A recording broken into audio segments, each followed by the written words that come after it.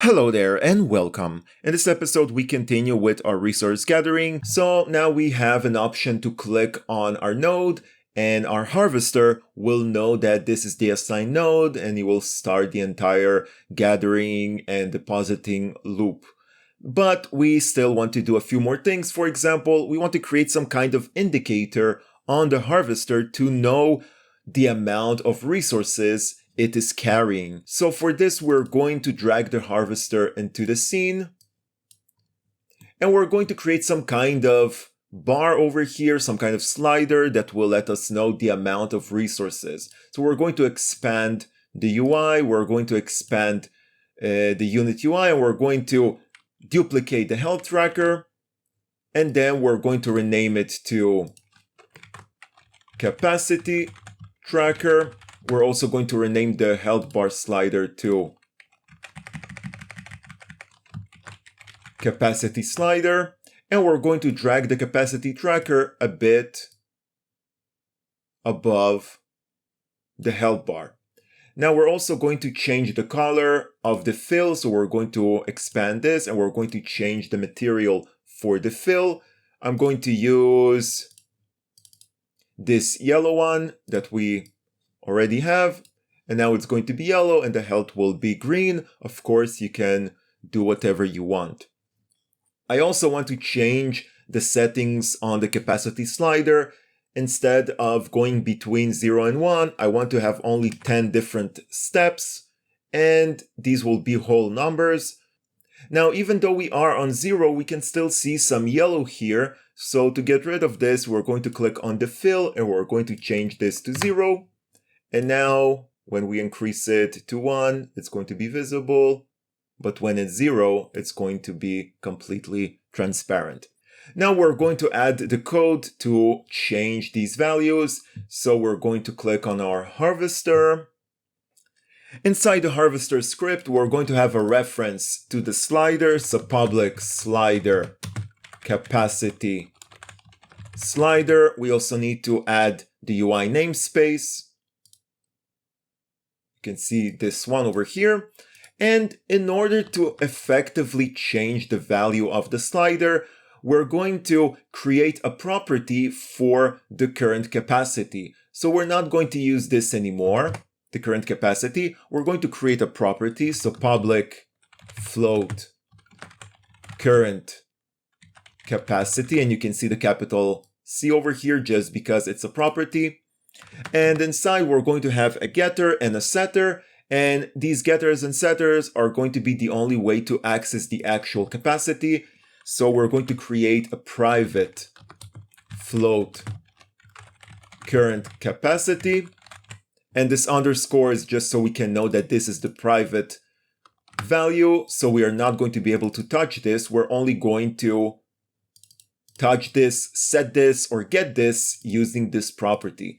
So we're going to have this getter, and this getter will simply get the value of the current capacity. Then we're also going to have this setter, and the setter will basically run each time we set a value to the capacity. For example, when we harvest, we're adding a value, we're changing the value of this current capacity. So each time this will happen, the setter is going to be executed, and then we can do different things. For example, we can take our current capacity and we can clamp it so we can make sure that it's not going to give us unwanted values. So we clamp it, but the most important thing is that we also want to update the slider each time we're setting the value. Update slider, so this is a new method. So instead, updating the slider over here each time we change the current capacity, and then also here, and then also here, we can simply update the slider inside the setter. So each time we set a new value to the current capacity, it's going to call this method. And now we're going to create this method. Public, I don't think we need to make it public, private void update slider. And inside the update slider, we're going to check if the slider is not null. So if capacity slider is not null. We're going to normalize it. And we're going to use the property itself.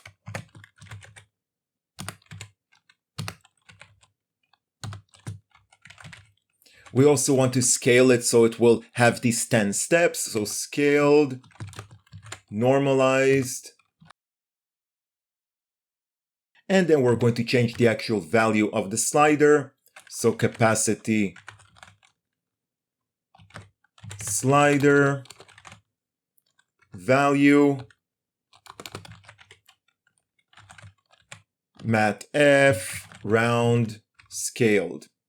And by this, we basically make sure that whatever is the value inside the capacity, we are going to divide it into these 10 steps, and then we're going to take these 10 steps, round them up, and basically set them into the slider. So even if we have something that is not scaled, something that is not a part of these 10, right? Because maybe the max capacity will be something else. We don't want to rely on this value. We can have a max capacity of 100 maybe. Maybe we can have an upgraded harvester, and you will have like 25 max capacity. So it doesn't matter what we put here. It will take this value and it will normalize it, and then it's going to divide it into these 10 steps because our slider is using these 10 steps. So this is what we're doing here. We still want to use 10 for the max capacity. But each time we set the current capacity, it's going to call this method, and that's the beauty of properties. Now, because we changed our current capacity float and we're not using it anymore, we're using the current capacity property, we also need to change it everywhere inside our code because we're going to have all of these errors. So all we need to do is copy it and paste it, or basically just change the lowercase to an uppercase.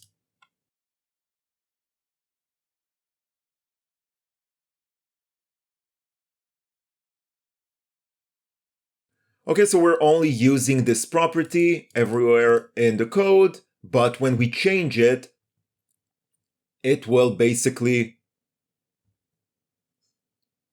run this setter, and it's going to clamp it, and then it's also going to update the slider each time there is some kind of change. And this means that we don't need to do this manually inside the update or manually change the slider. It will automatically happen each time there is a change. Okay, so that's a better way to change the slider. So at this point, everything should work. We're going to save this. And obviously we need to drag a reference to the slider. So on the harvester, we can now see let's just allow it to compile. On the harvester, we can see a reference to the slider. So we're going to take the capacity slider and drag it inside. We're going to click on the harvester and apply all changes over here. And now we can delete it from the scene. And it's going to be instantiated when we create or when we build the supply center. So now, yes, sir. Agreed. Our harvester will have this slider, although we're not going to see it because it's empty. But when we start gathering,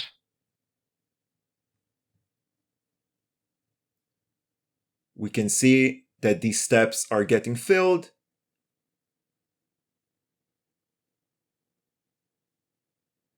And now that it's full, it's going to go and deposit it. And we're also going to see it getting depleted. So this is nice.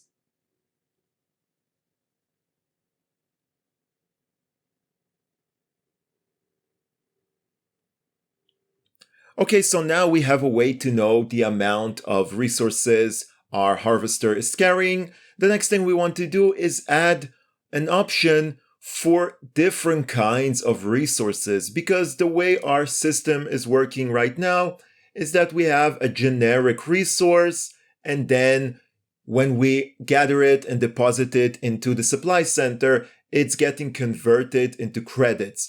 But what if you want to have different kinds of resources? Maybe you want to use these resources to build other things. Maybe you don't want to convert them into credits and you just want to have them displayed on the UI like gold or wood or whatever, because maybe you don't have a modern game like this. Maybe you have a medieval game.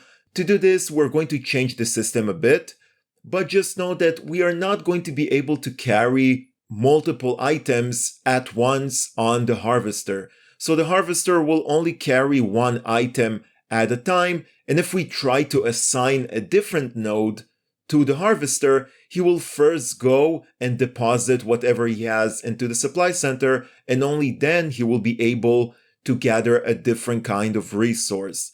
So it doesn't mean that it's not possible to do it, but in our situation, we're going to keep it simple because most RTS games are working this way. Now, in order to add more types of resources, obviously we need to create more nodes, but before this, we want to actually add these resources into our resource manager, because right now we only have credits.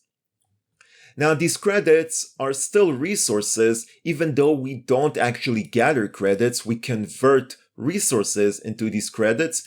They're still considered as resources, so we want to add more resources that are actually collectible. For example, oil. So this will be our first resource. And we also want to add something else, for example, gold, okay? We also want to add another option that will be none, because when we deposit our resource into the supply center, we want to set this resource to be on the harvester and basically know that the harvester doesn't have any kind of resource assigned, and only when he starts gathering in a specific node, he will get one of these resources. I also want to change the name of the enum because this is not right. It's not resources type, it should be resource type. So right click, rename, and change this to resource type. Now that we have these new resources, we're going to open our resource node, and inside we're going to have a reference to the actual resource that is inside of this specific resource node. So public resources manager, because our resource type is inside the resources manager. Now, if you don't want to always specify the resource manager, we can simply take our enum out of the actual class and still keep it inside the same file, but place it outside of the class. And now everything will work the same way, but we don't need to specify the resource manager. So we can simply specify the resource type. And this will be resource type. So this will be the resource type of this node, okay? So maybe it's going to be oil and another resource node will be gold. And this way we can basically create different types of nodes. Now inside of our harvester, we also need to have the current resource type, because when the harvester will start harvesting, he will get this resource type assigned. So public resource type, current resource type. As I told you, we are not going to be able to carry two types of resources at the same time. It's going to be either gold, either oil, or either something else, and only when we deposit it, we can go and gather something else. Now, when we start the game, when we basically enable the supply center and this harvester is going to be created, or maybe when we construct another harvester, we're going to set the current resource type inside the awake to be none, because in the beginning it's going to be none. And then we also want to change our harvesting method a bit in order to basically set the current resource type. So this will stay the same. We're checking if the resource node is not depleted, but then we want to get a reference to the resource node. So resource node, assigned node, right? Because we have a reference to the assigned node. We're going to get the resource node script as a reference, and we're going to set the current resource type to be the node resource type.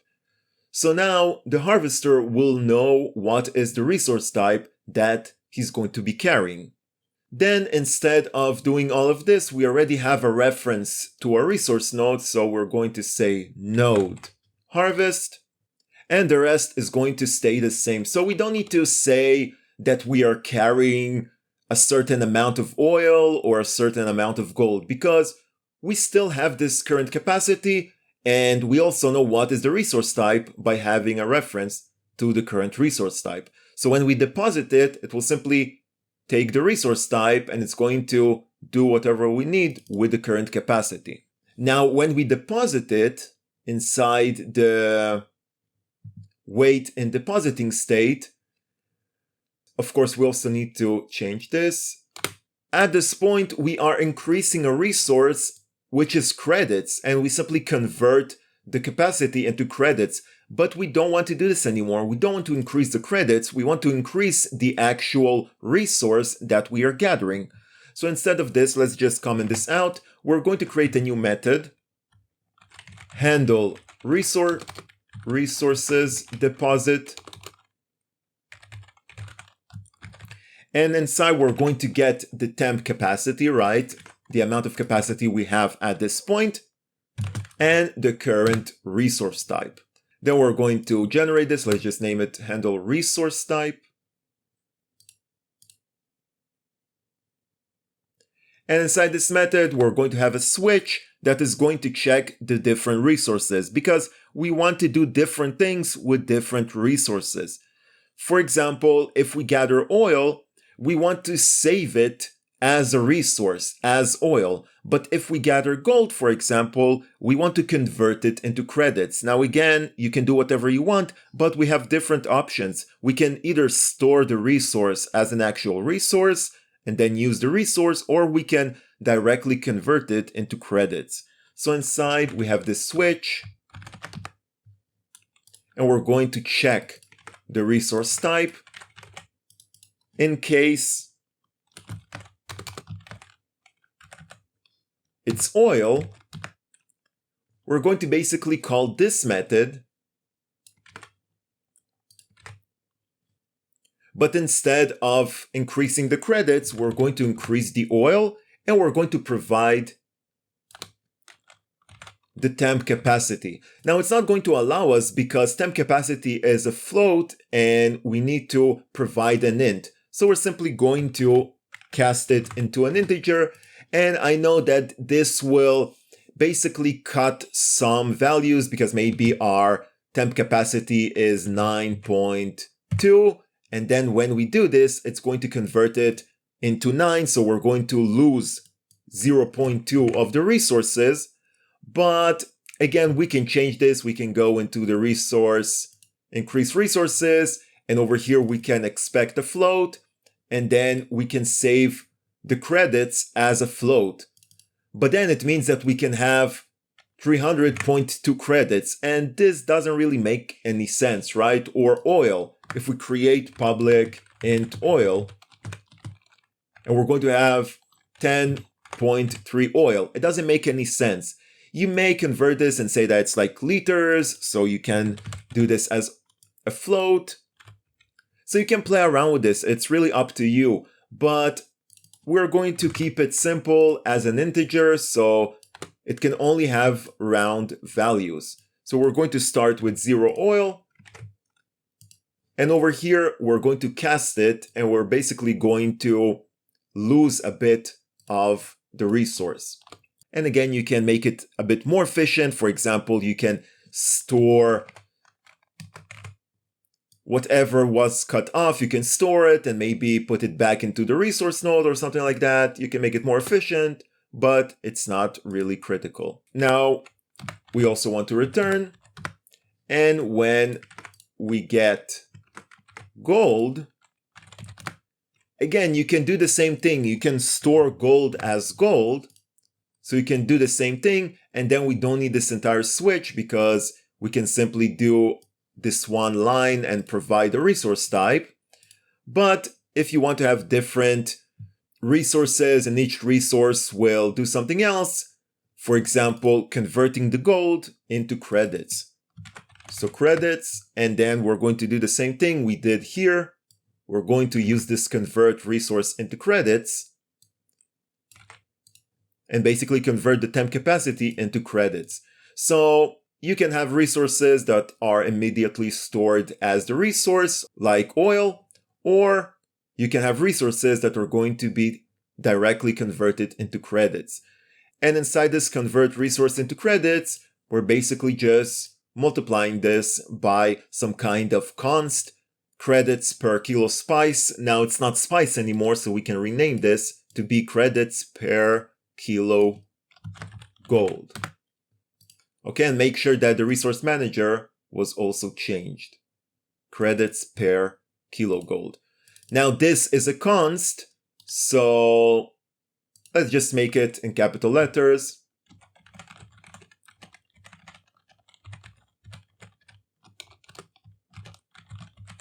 Let's also actually state that it's a const, because this is some kind of value that will be determined before. We can also make it private.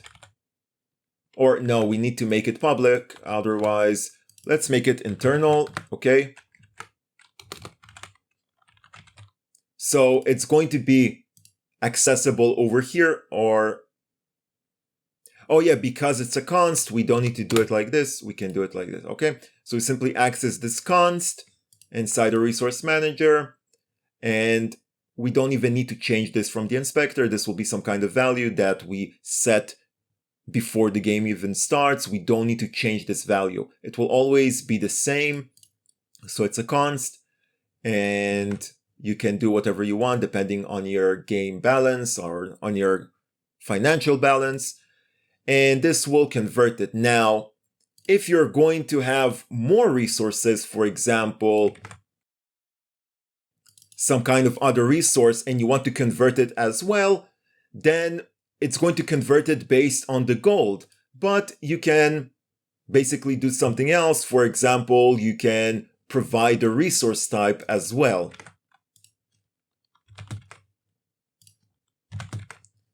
And then inside resource type, and then you can do another switch here.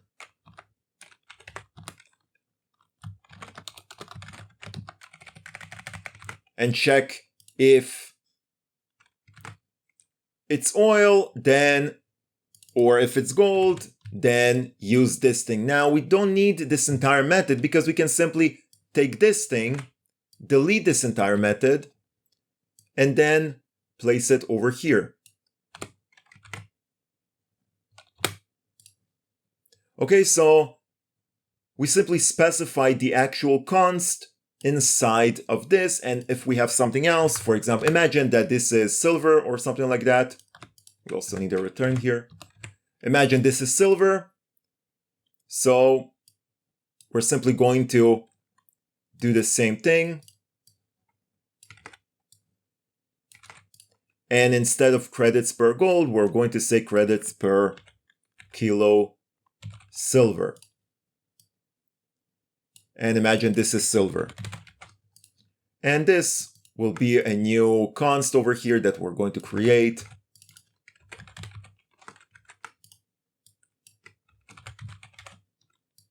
Maybe it's going to be a bit cheaper. And this way you can convert different resources into different amounts of credits. But in our case, only the gold is getting converted. The oil is going to be stored as the actual resource. And we don't need this other method to convert the gold because we can simply place it over here. Let's also remove this. Now we also want to change the resource type back to none when we finish depositing the resource, right? Because if we had gold on board and we deposited it and we have nothing, so our current capacity is 0, we want to set the current resource type to be none so we can collect another resource. So when we are done depositing inside the wait in depositing state, at the end, we're simply going to set the current resource type to be none. So this will happen each time we are done depositing. Okay, so now we can basically gather different resources and we can do different logic depending on the resource. but we also need to add this new resource inside the resource manager. So we created a variable for the oil amount, and we also need to add it as a case inside the increase resource. So case oil, we're going to increase the oil or oil. Now, if you want the gold to be an actual resource over here, then you can do the same thing. You can add another case for gold, but because we are directly converting gold into credits, we are never actually storing gold, so there is no reason to increase gold as a resource. We only have oil or credits. Then we do the same thing inside the decrease resource. Oil. This time we decrease the oil. Now we also need to do more things for the UI. For example, when we update the UI, we also want to set the tax for the oil. And for this, we can create some kind of oil UI or oil amount UI. So over here, we're going to have a reference public text mesh pro oil amount UI. And this is just something that will be on the UI to show us how much oil we have, okay? We can also add something like kg so we know it's kilos. Now again, do this for any other resources that you want to display on the UI.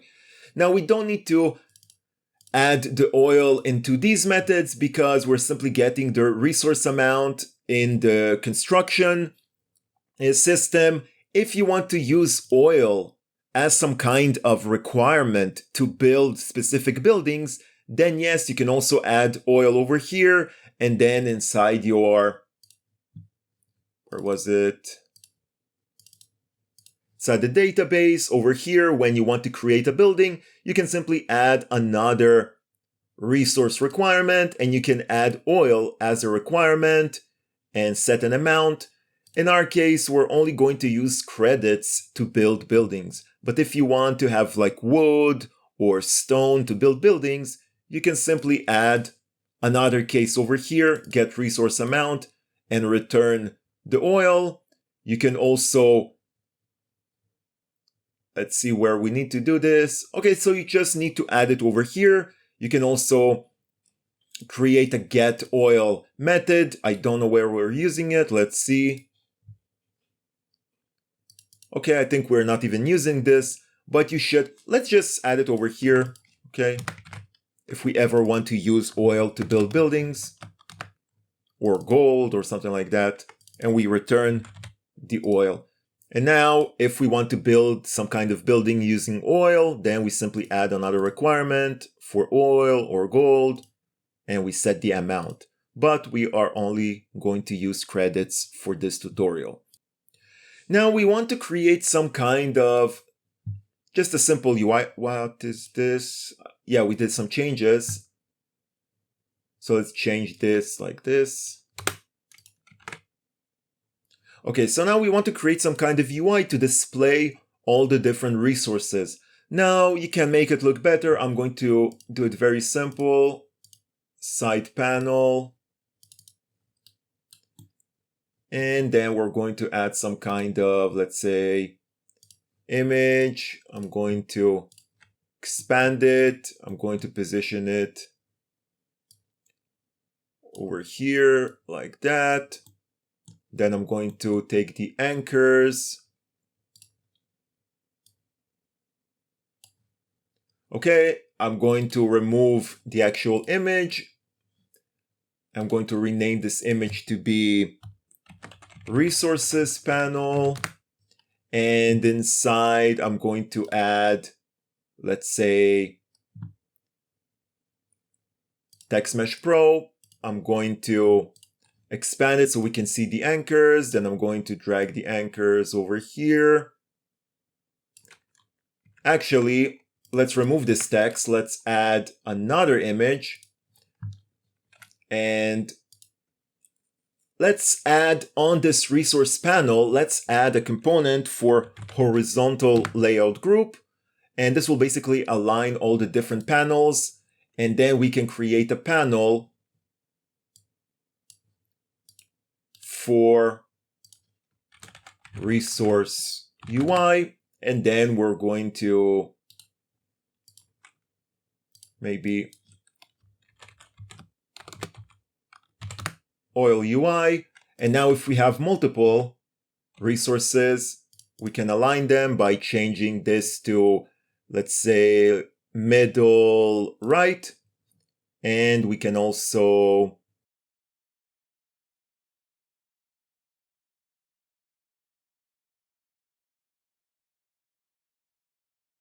let's create a new image. Okay, so it's going to place it here. And if we add another image, okay, so I don't want to expand it. Okay, that's it. Simply unselect everything and then it's going to place them one next to the other. So inside this image, we're going to maybe expand it a bit. We're going to name it oil. Inside, we're going to create another image for the actual oil.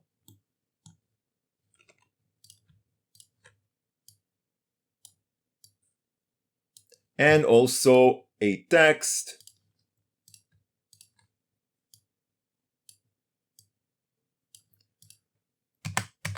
for the amount. Now we're going to click on this oil and remove the image component. We're going to center this text. And we're going to find an image for oil. I don't know if I have an image for oil. Let's just place this. Maybe later we're going to find an actual icon for oil. And this will be text. It will be empty in the beginning.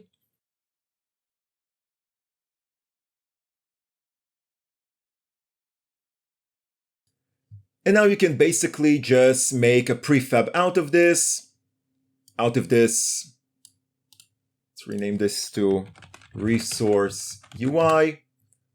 You can make a prefab out of this and then add these into the resource panel, and it's going to automatically arrange them one next to the other.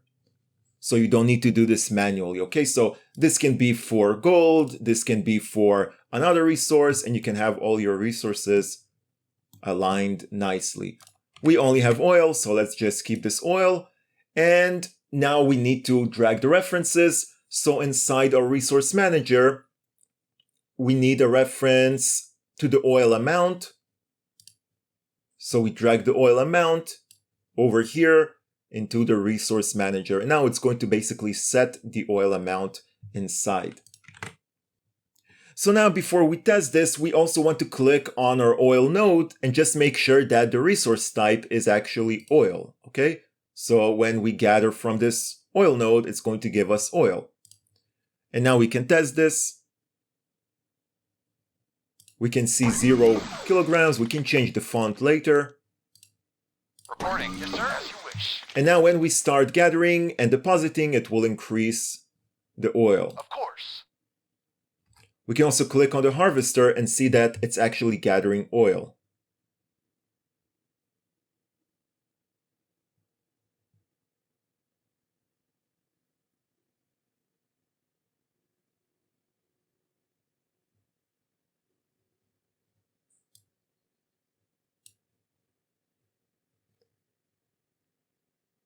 Now this is going to be updated only when this is done, okay? So when he is done depositing. And now you can see we have 10 kilos of oil.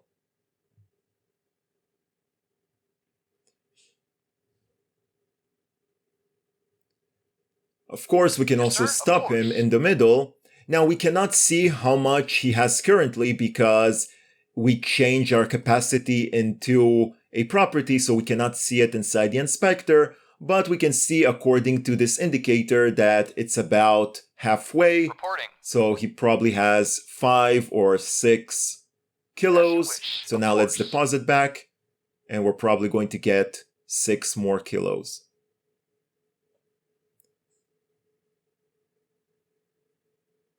5 kilos, okay? And now you can also see that when we finish depositing, it was changed back to none. So now if we create another node, we can basically have gold or something else. So let's do this.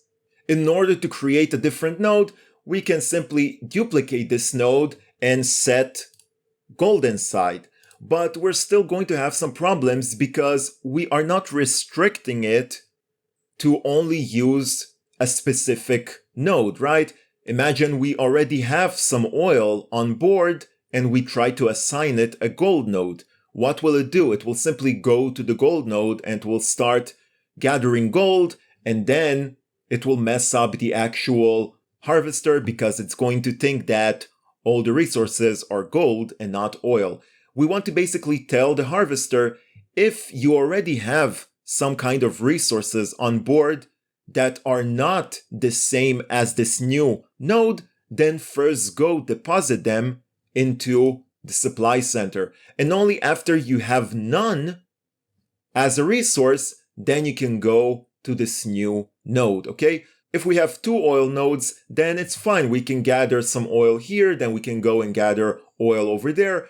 But if we have a gold node and we have some oil inside the harvester, we cannot go and gather gold. We first need to go deposit. And this will happen automatically. When we click on another node, the harvester will automatically go and deposit all the oil, and only then we're going to be able to assign the gold node. So this is what we're going to do now. So in order to prevent the harvester from gathering resources from different nodes, we are going to open our unit selection manager. And over here inside the update method, in the last episode, we added this raycast to basically detect the nodes. And if we have a harvester selected, we are assigning a node. So over here, we're going to check if the resource type that is carried by the harvester is different from the new node, then we are not going to allow it, and we're going to send it to the supply center first. So we're going to add if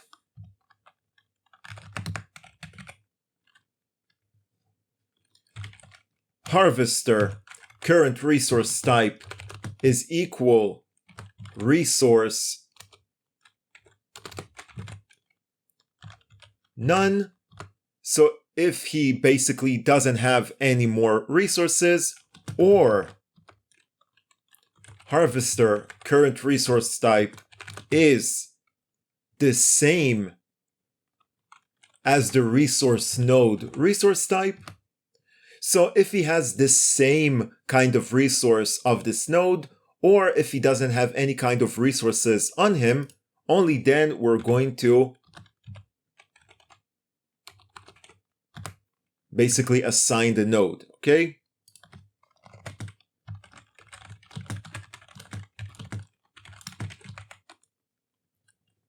But if this is not true, then we're going to take the harvester and we're going to move it. So we're going to call this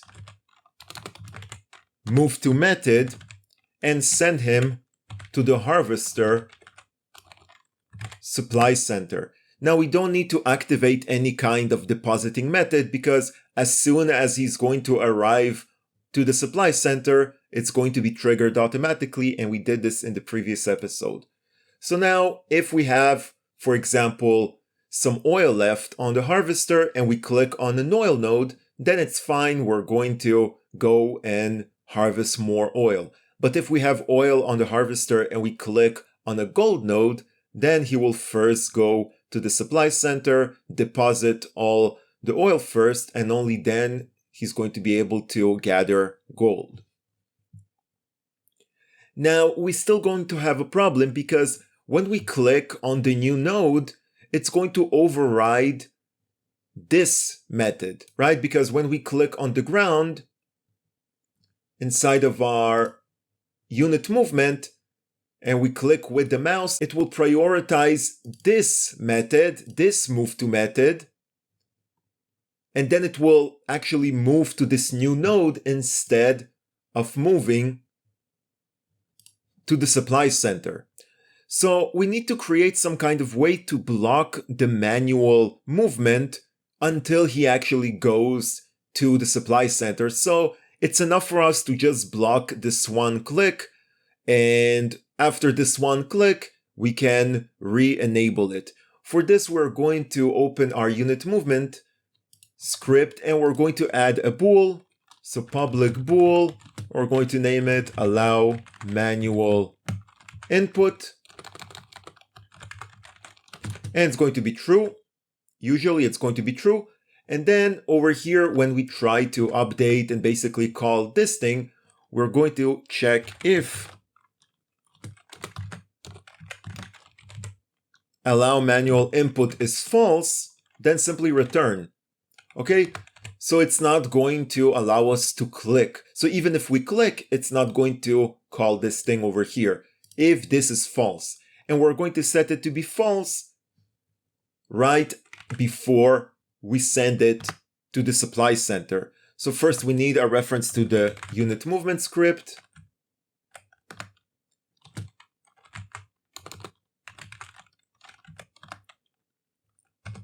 And obviously this should be harvester. Then we're going to take the unit movement. We're going to allow manual input to be false. And then we're going to move it to the supply center. And we basically want to disable it for only one frame, for this one click. And to do this, we need to create some kind of delay for one frame. So we're going to create a coroutine, start coroutine,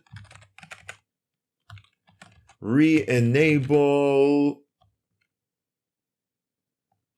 manual input, and next frame. It's a very long name, but just so you understand what it does.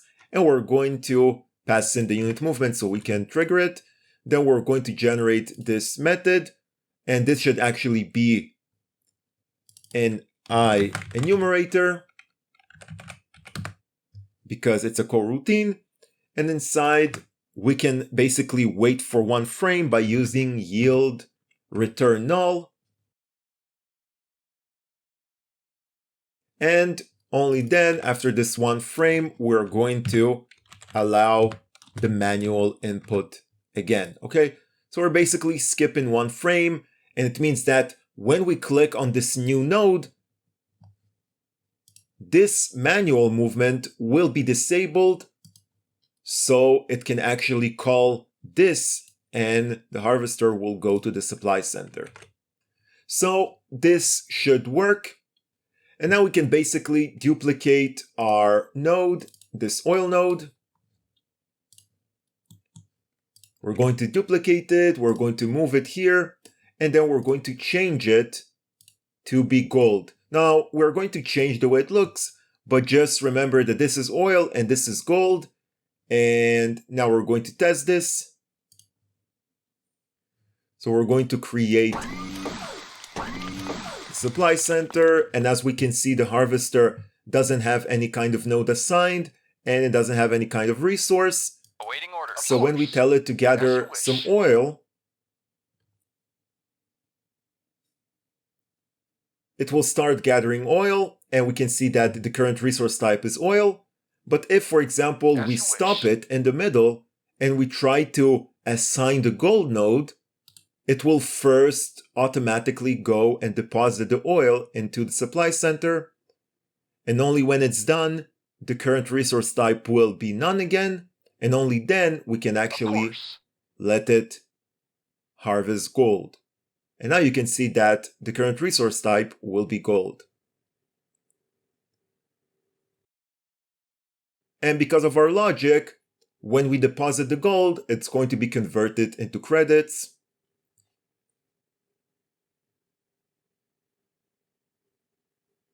So when he's done depositing, you're going to see that the credits are increasing.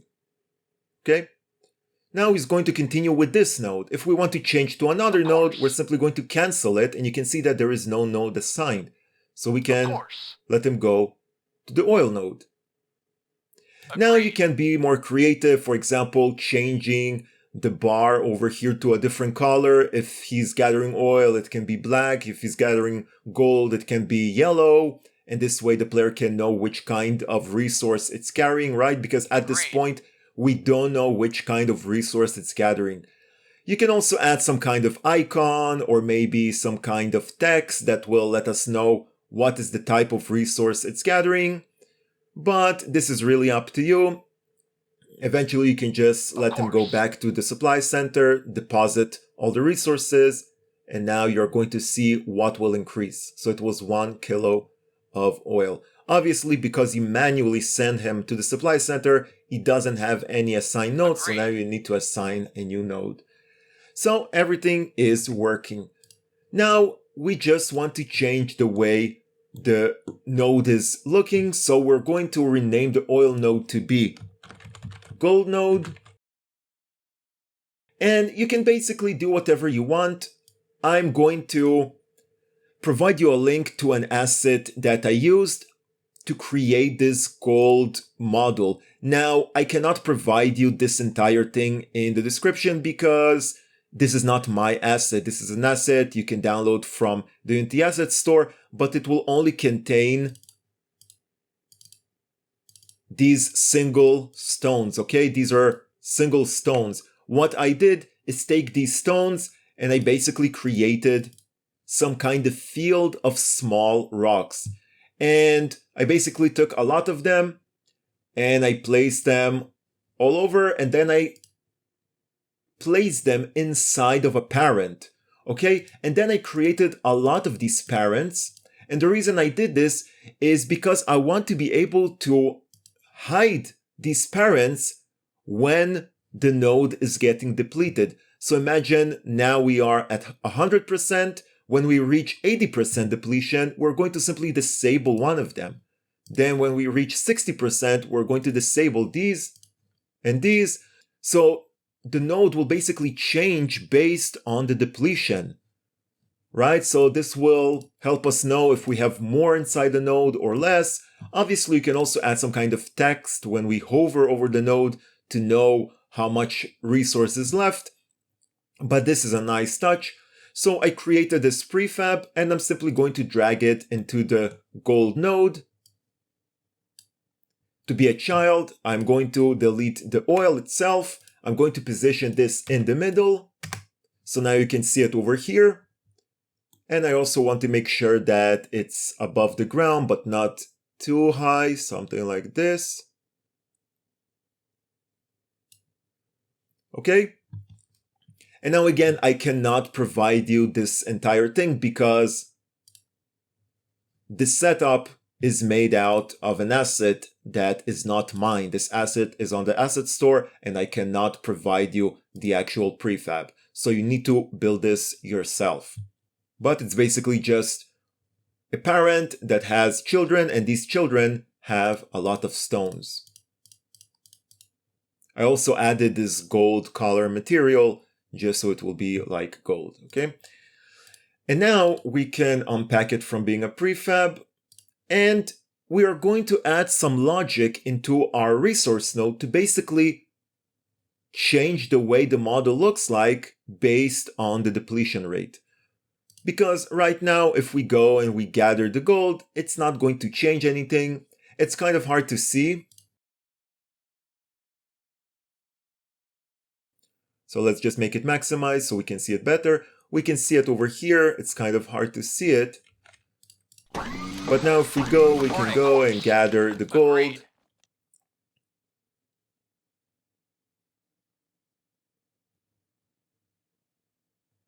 Agreed. As you wish. And for some reason, it's not gathering the gold. Why not? Let's see.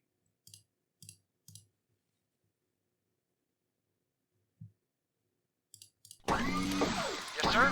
Awaiting order. Agreed.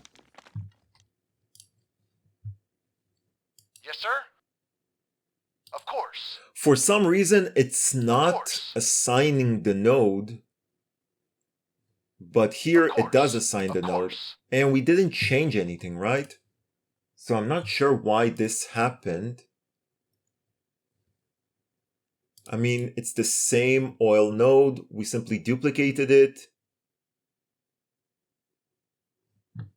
Then we have the gold node, and it worked the same way. So what is the difference? Okay, so after some debugging, I found the issue. The issue is inside of our unit movement script. Over here, we're checking the distance between the clicked position and the position of the actual node. And we're checking if it's bigger than 1, then we're canceling the harvesting. So the same issue would happen if we clicked near the oil node, but not in the very center. And that's why this happens with the gold node. So to fix this, we simply need to increase it to 2, or if you have a very big node, then you can increase it to 3. You can play around with this, 3, 4. You can play around with these numbers. And now, even if you click somewhere over here and not in the total middle, it's going to work. So now if we click on the gold node, it should work. Awaiting orders. Reporting. Agreed.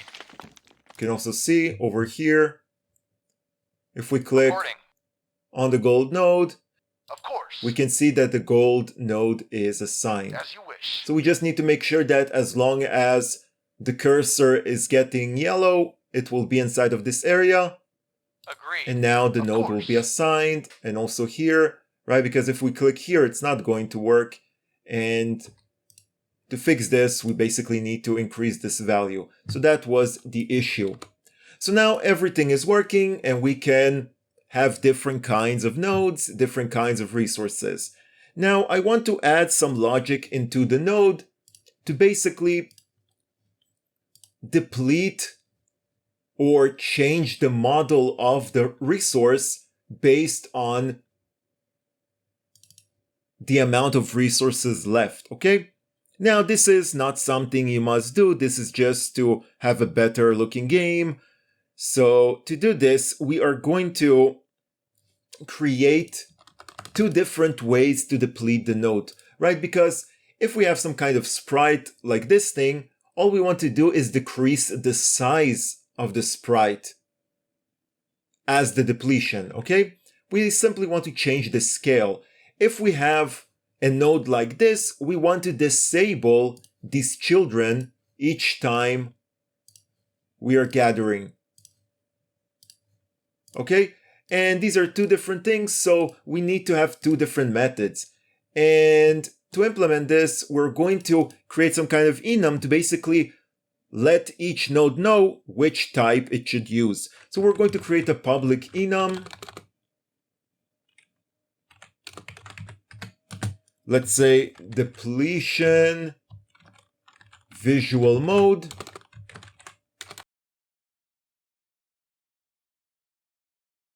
And it's going to have none. It's going to have scale model, and it's going to have toggle children. Okay, so these are the 2 different ways. First, it's going to be none until we actually select one of them. And based on this, we are going to use the method. Now we're also going to have a few other things like a public depletion visual mode, and it will be none in the beginning. We also want to have an actual transform for our puddle, for example, to scale. So model to scale. And we also want to have a list of these objects that we want to disable. And because we want to know the percentage left, we need to create max resources, something that we did not have before. But we're going to have this to basically calculate the percentage resources. Now inside the awake, we don't have an awake, so let's add an awake. We're going to set the max resource to be the same as the resource. And we're going to change the harvest a bit. So each time we basically deplete or remove from the amount, we're going to call this method update visuals. And we're going to generate this method. Also, instead of this, we can do something much better. Before we actually call the visuals, we're going to do resources, matf, max, and we're basically going to make sure that it will be 0 if it's empty, so it will not go into a negative value. Now, inside of this update visuals, we're going to basically have a switch, and we're going to check if it's a scale model, we're going to do some logic, and if it's toggle children, we're going to do another logic, and this will be used for different types of resource nodes.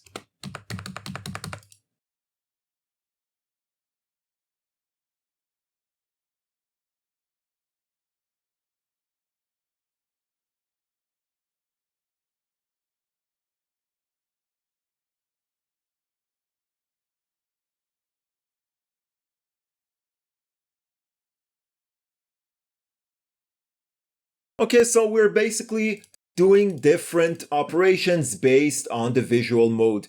If we're using a scale mode, we're taking the max resources, we're checking the current percentage, and then we're changing the scale of the model to scale based on the percentage. So in our case, it's going to be an oil puddle. We're simply going to change the scale based on this percentage. If we're using toggle children, we're getting the count of the children, and then we are basically checking the percentage and we're converting it into a number based on the count. Okay, so if we have 5 children, it's going to be 80%, 60%, 40%. If we have 10 children, then it's going to be each 10%. And then we loop over all the children and we activate them or deactivate them based on the visibility. If it's depletion none, then we're not going to do anything.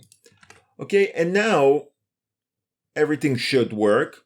So on the node itself, on the oil node, we're going to use scale model and we're going to drag the oil puddle as the transform.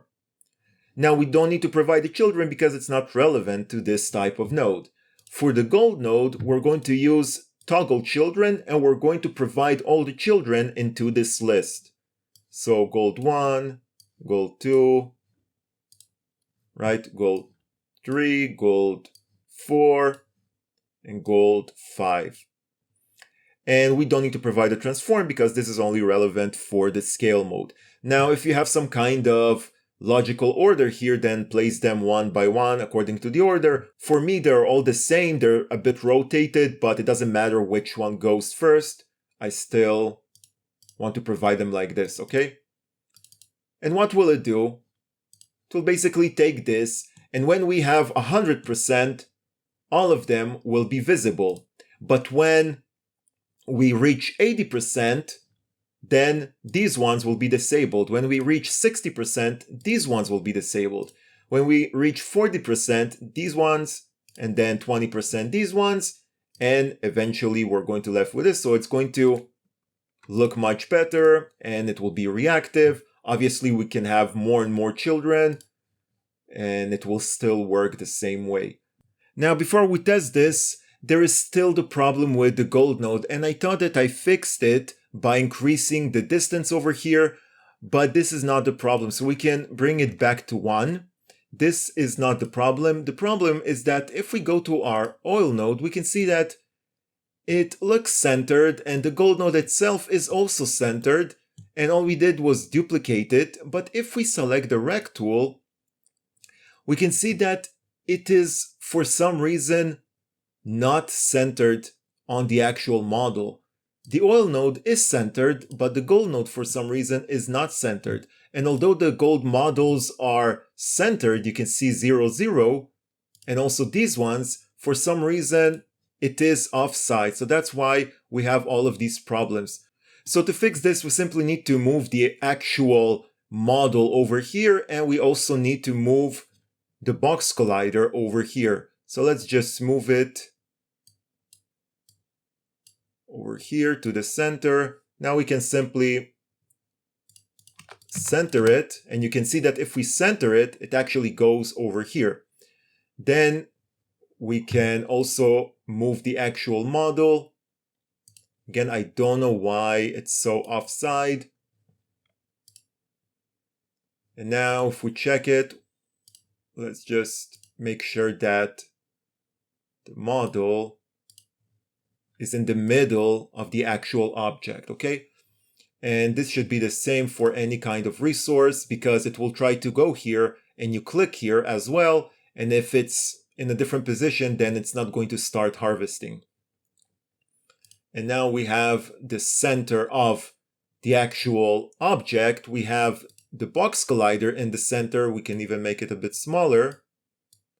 And we also have the model centered in the middle. Okay, so just make sure if you create your own custom node that you don't have this problem. Now there's actually one last thing that we need to do.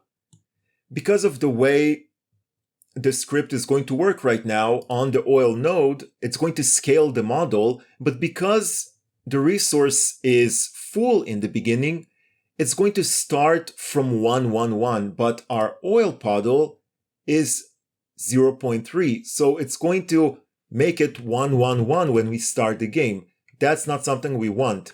For this, we're going to create a parent for the puddle.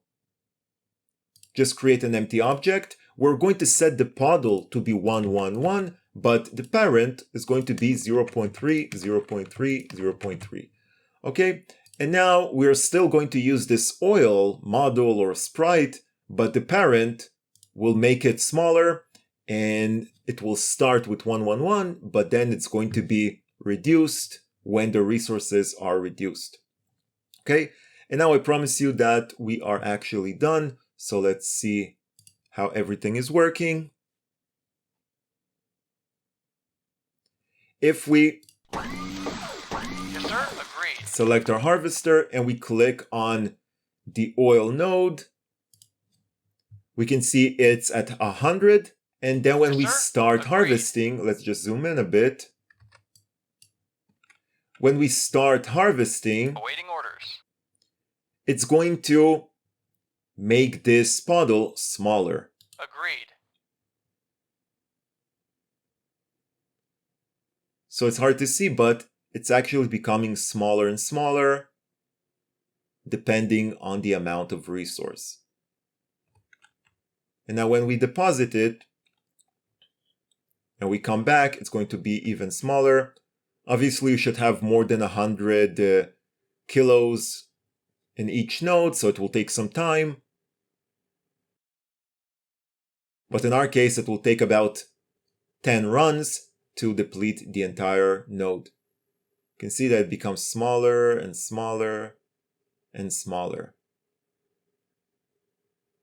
And we can also see that the oil puddle becomes smaller.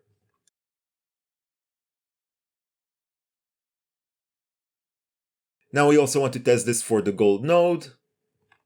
Awaiting orders. So we're going Of to course. stop him and we're going to see this and we're going to Reporting. assign the gold node. Yes, sir. As you wish. And we can see that it's getting depleted, but only when it reaches 80% or below 80%, it's going to disable one of these children. So now when we get under 80, it's going to disable one of them. And it's going to be hard to see, but the model will become, and now you can see that one of them was disabled, so we have less gold over here, and when we continue gathering more and more children will be disabled, and eventually we're going to get less and less gold on the ground. So everything is working. And that's basically it. Now again, it was a very long episode, but I just want to pack as much as possible into these episodes so we can continue with other topics. But I will probably have 1 or 2 more episodes for the resource gathering system, because we need to do some things like adding sounds. We need to make these nodes spawn on our map procedurally. Now, again, you can simply turn these into prefabs, right? We can take this oil node and this gold node and make them into prefabs, and now you can simply drag them all over your map, okay? And again, make sure that it's actually positioned correctly and it's visible. But you can position them all over the map, and if it's underground, just place them so it will be visible. But we can do this manually. We can place them manually all over the map, but in a real situation, we want to create some kind of randomness. So we're going to create a procedural system that is going to basically instantiate them randomly all over the map, and you can tell it to create, let's say, 2 oil nodes and 5 gold nodes. In this way, it will be a bit random. We probably have a few more things to do related to the resource gathering system, so I still need about 2 episodes, or maybe 1 episode will be enough, and then we can continue with other things. So that's all for this episode. Thank you for watching. If something is not working, try to really make sure that you're following my instructions, and if it's still not working, you can ask me in the comment section. But because there are a lot of comments, sometimes I'm going to miss some of these comments. So just be patient. Eventually I'm going to reach them. You can also become a member of the channel and get access to our private Discord servers. So over there, I will definitely see all your comments and all your requests. So if you want this extra support, you can become a member, and I'll see you next time.